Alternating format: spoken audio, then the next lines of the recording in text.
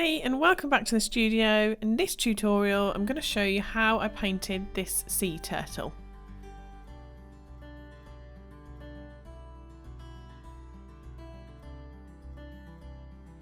We'll cover a range of techniques including wet in wet technique, watercolour blooms, the use of masking fluid and also the use of sea salt in our painting. I'll also take you through how I chose the colours I'm going to use. So here's a list of everything you're going to need materials wise to paint this turtle with me, and once you've got your reference photo printed onto normal printer paper, we'll be ready to start. Now you can of course sketch this out by hand if you want to, but to make our lives easier I'm going to show you the transfer technique that I use, especially for my beginners classes. So take your printed image, flip it over, use a graphite stick or a pencil to cover the back. Once you've done that, flip it back over and reposition it on your page where you want your painting to be. I just lightly secure mine with some masking tape, which means that as I'm drawing I can lift it up just to check that the drawing underneath is transferring properly. So you need to draw around all of the important parts of the image. I found that the most complicated part to draw on this turtle was the pattern on his face and on his flippers. So I think the easiest way for you to do it is to draw your line where the white lines are in the pattern. That way, when we put the masking fluid on afterwards, we've only got to follow the one pencil line, instead of you drawing round each tiny section and then us trying to put the masking fluid in between.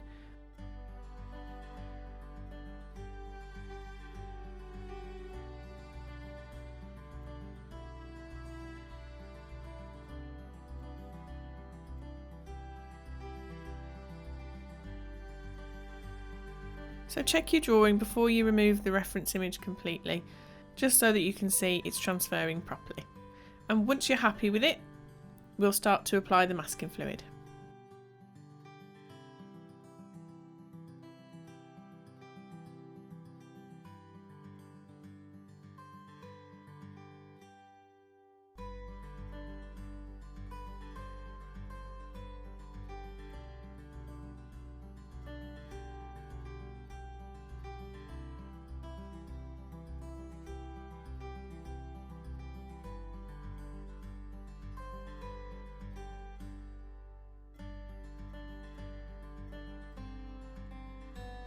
I'd highly recommend using masking fluid to do this painting.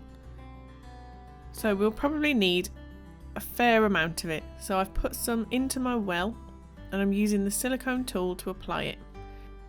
The silicone tools are lots of different shapes and sizes, but I'm using one that tapers to a point.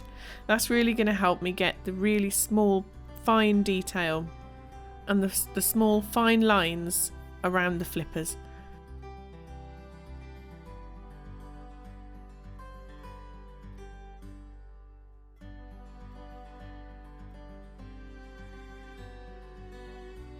So follow the reference photo, make sure that you get the masking fluid in and around all those little sections on the flippers. It's important that we can mask off that bit so that when we reveal it we've got the nice white paper underneath. That's really going to make that pattern look effective.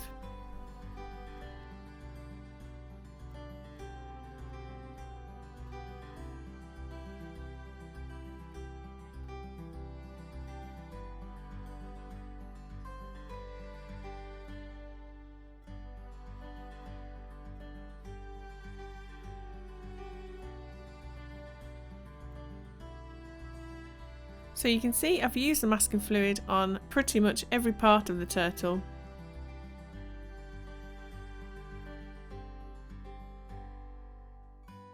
And once you think you've covered all the parts that need it, we'll let it dry completely and then we'll get on with the painting.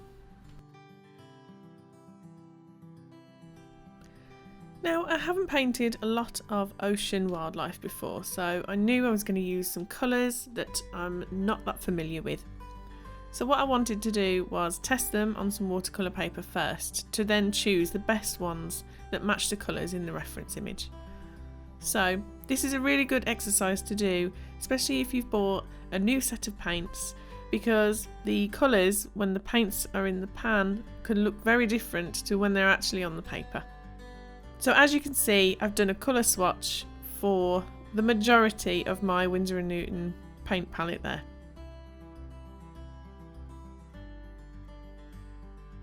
It's really easy. All I've done is get a piece of watercolour paper. This was actually just a scrap piece, and I took fresh water to each colour and just painted a little swatch on the paper and made sure I made a note of what the colour was. I can use this now as a reference for the other ocean wildlife paintings that I'm going to do. It's also really helpful because I've actually used some colours that I probably wouldn't have picked based on what they look like in the pan. So you can see here I've picked a few colours and I'm just testing them now onto a larger piece of paper. So I've put a wash down first, and I've used some lighter colours and some darker colours, and I'm just testing how that they're going to mix together and how they're going to look together on the page. And once they're dry, we'll have a look.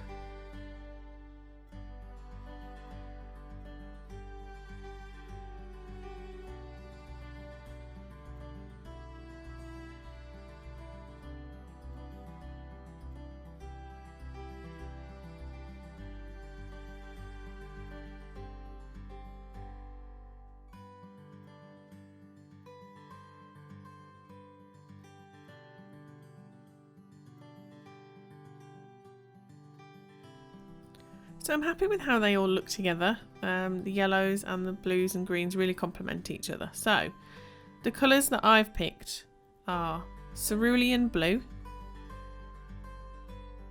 intense green,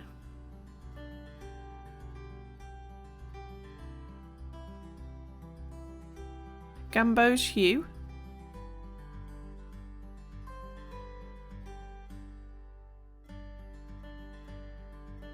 Indian red,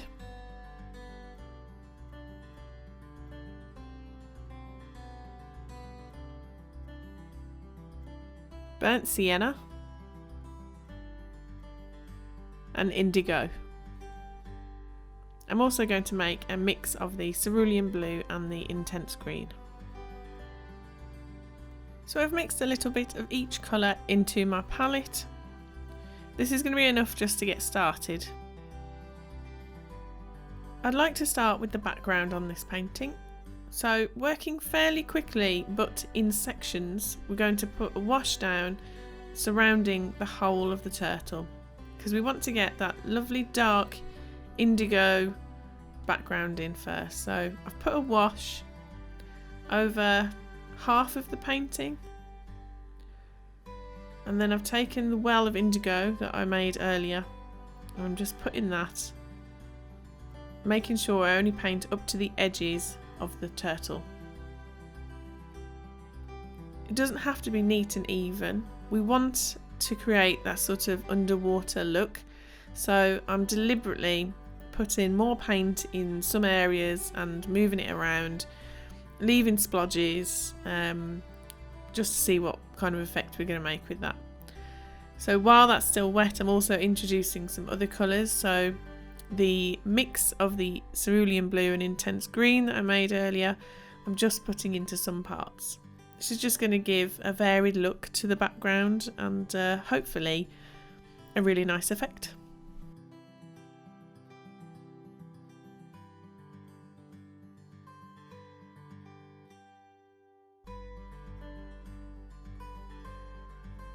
So straight away after I've put some paint down on the first half, I'm going to paint in the second half. So starting again with the wash, putting the fresh water around the edges of the turtle and quite far out to the edge of the page. I've mixed some more indigo, and I'm just going to repeat the same process that I did with the first half, varying the colours, varying the strength of the paint in different areas. And I'm also not going to paint the background up to the edge of the water so that we've got a nice blurred soft edge. So this is a really effective way to use the wet in wet technique, and we've created a nice interesting background for our turtle.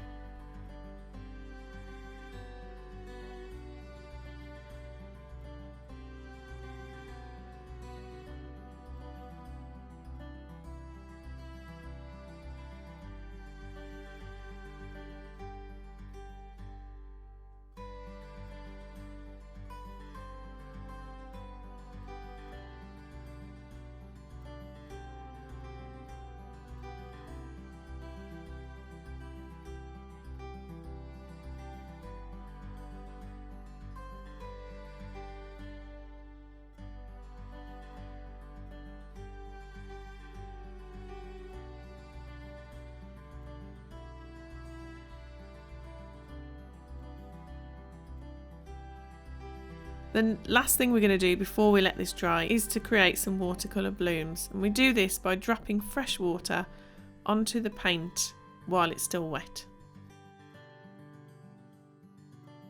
So I'm going to take a smaller brush and just use fresh water, put it over the painting and tap it against another brush, and the water droplets will go onto the wet paint and cause the pigment to displace, and that gives us these lovely watercolour blooms.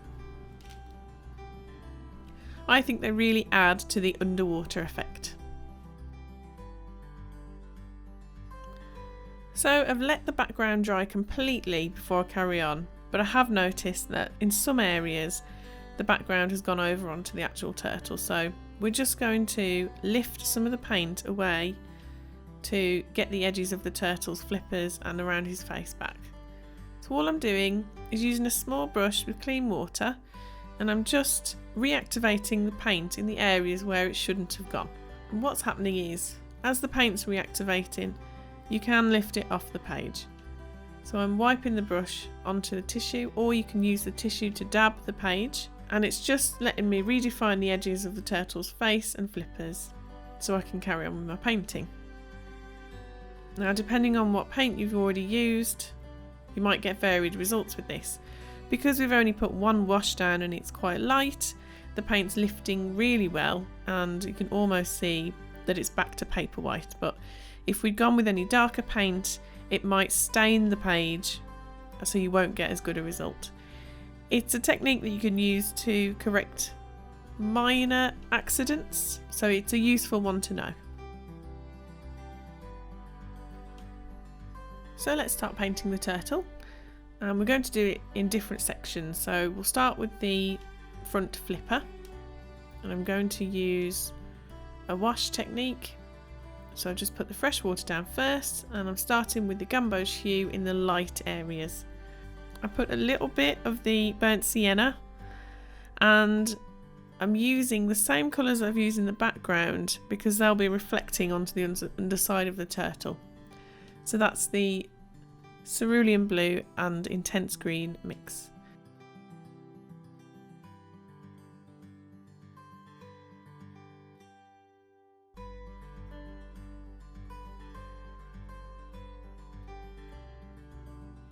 And then while that's all still wet, I've just put the Indian red in between the scales on the front side of the flipper.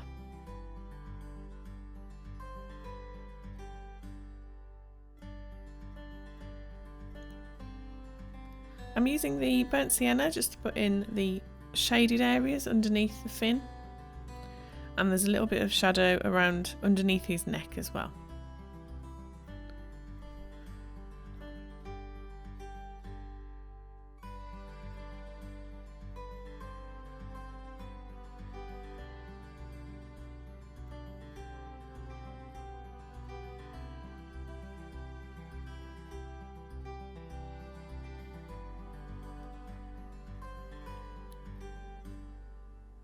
So I've mixed the Indian red with some of the indigo just to make a darker brown, which I'm putting onto the very edges of where the scales are on the flipper, and also in the really darkest parts of the shadow underneath his chin.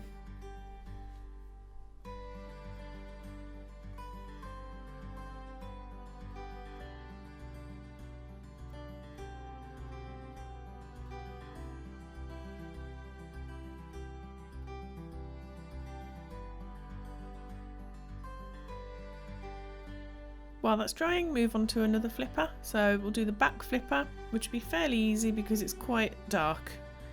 And we've put the masking fluid on, which is going to preserve the details in between the little sections on the flipper. So I've wet it with fresh water first, and then I'm just going to cover the whole flipper in the burnt sienna. Once I've done that, I'm going to take the Indian red and just drop it onto part of each of the little sections. I'm going to preserve some of the burnt sienna from the first wash, but just add a little bit of interest with the Indian red, and especially putting it into the areas on the bottom of the flipper because they're in the shadow.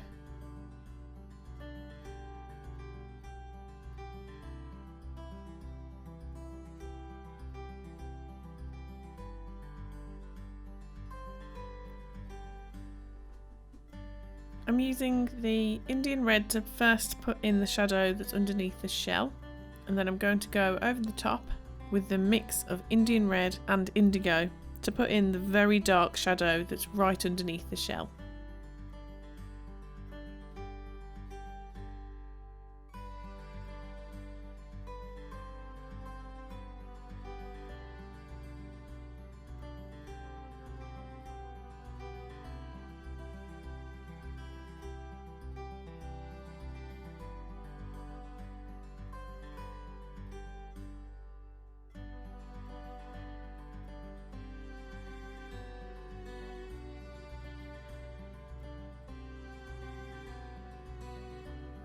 Okay, we're going to move over to the front flipper now.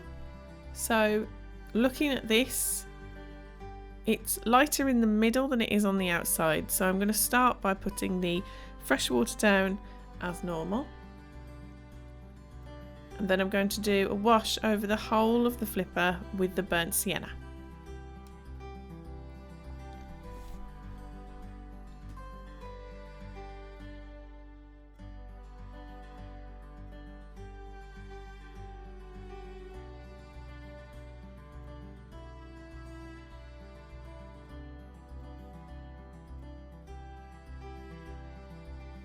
Then, using the mix of indigo and Indian red, I'm dropping that paint onto the sections that are really dark.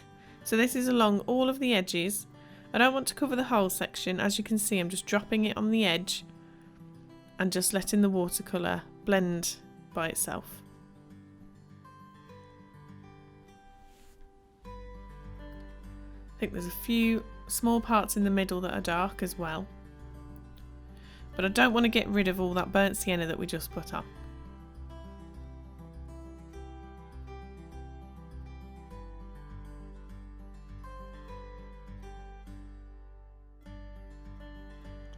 Now moving on to the shell. So we're going to put a wash down on the whole of the shell.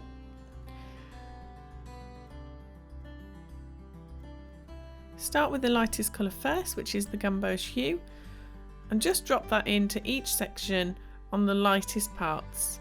You need to keep looking back at your reference photo for this.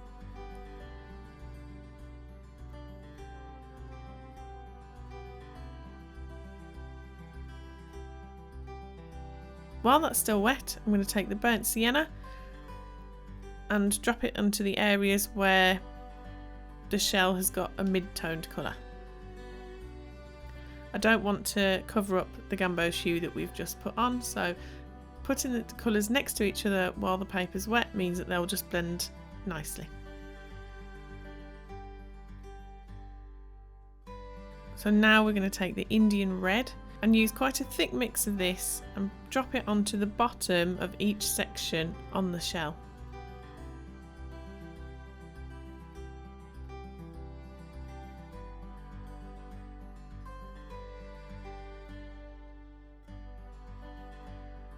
I'm just taking a smaller clean brush. Instead of leaving it with the splodges, I'm just drawing that Indian red paint through the other colours. It's just me trying to recreate the sort of streaky pattern that's on the shell.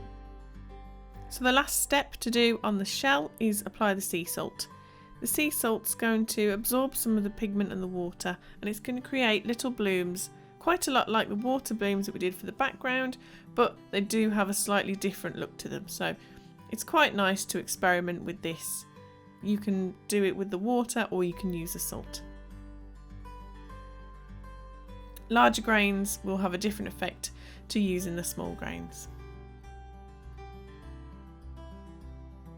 Let's move on to the face. You can see I've already put some of the shadow underneath his chin in with the cerulean blue. Now I'm using the burnt sienna just to put in his top lip, and then using the Indian red, much like we did with the shell, just to create some shadow. And on top of the Indian red, I've put the mix of indigo and Indian red to create the dark sections. I've just removed some of the paint from his top lip just to keep that quite light. Now I'm going to carry on with the top of his head. It's a little bit complicated on the colours, but as long as you put the lighter colour in first and then drop the darker colour in where the shadow is, it shouldn't be a problem. So I've started with Indian red. Then I'm adding some gamboge hue and blending the two together, taking that down onto his neck. Then I've put some of the dark colour that we've mixed onto his forehead and just outlined the eye on the outside. Then I've taken the Indian red again and I'm putting in some of the details around his eye and some of the scale patches that are on his cheek. And again, dropping in the darker colour after I've put the first wash of Indian red on.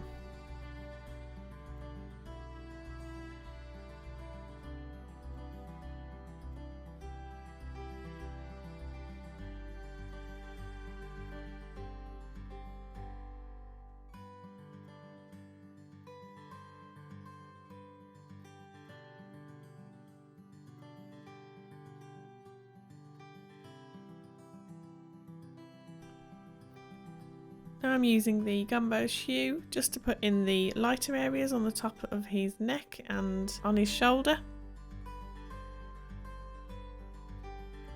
And the wash of the gamboge hue that's gone over the cerulean blue we put on earlier has made quite a nice green. It's nice just to blend those colours out together.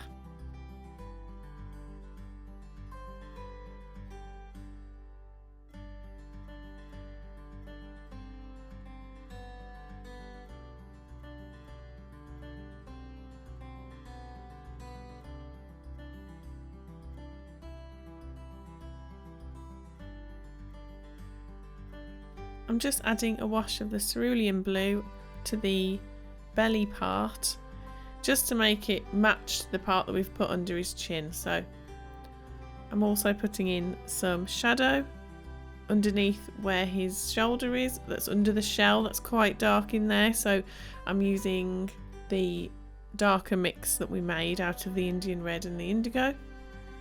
And I've put the paint on, and I'm just using a clean damp brush just to soften the edges of those areas.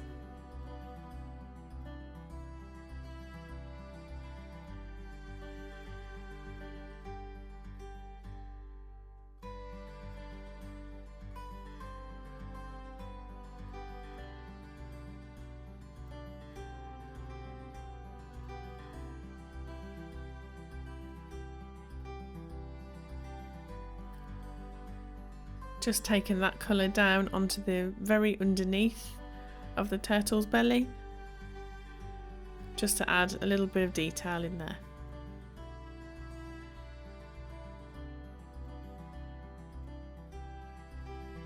So I've moved on again and started to work on the eye, but I realised quite quickly that I'd put a little bit too much paint down. And there was actually quite a light bit underneath the eye which I'd managed to cover up, so I've used the lifting technique again just to get rid of some of that paint that I've put on. And what I'm going to do is, although it looks a little bit of a mess, I'm just going to leave it to dry, because if I try to go over it now with some more paint, it's not going to work because the paper's damp and it's going to make more of a mess. So I've got to let it dry completely before I can go back over that bit. The masking fluid's ready to take off at this stage, and also the salt. It should be all completely dry. If not, you can help it along with a hairdryer, but All you need to do is just gently rub at the masking fluid and at the salt, and it should just come off the page. So I'm going to tidy up the eye now. I've just taken a very small thin brush and I'm using Payne's Grey to put in the pupil. And then I'm just going to use the mix of Indian Red and Indigo just to tidy up the area that I made a mess in before. So I want to keep it quite light underneath the pupil. And then I'm just going around the other areas tidying it up, because we've taken the masking fluid off now. We can put in all of those tiny little details that we can see.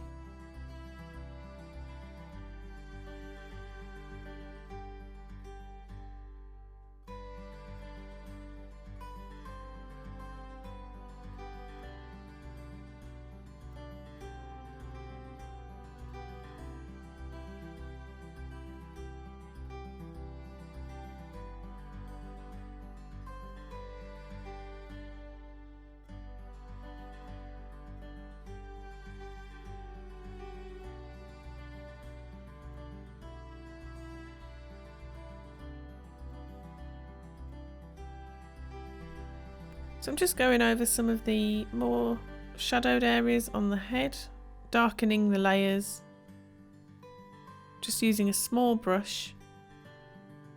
I'm not using a lot of water, but I'm using a small brush to put in the detail, and then I will use a clean small brush just to blend out the colour.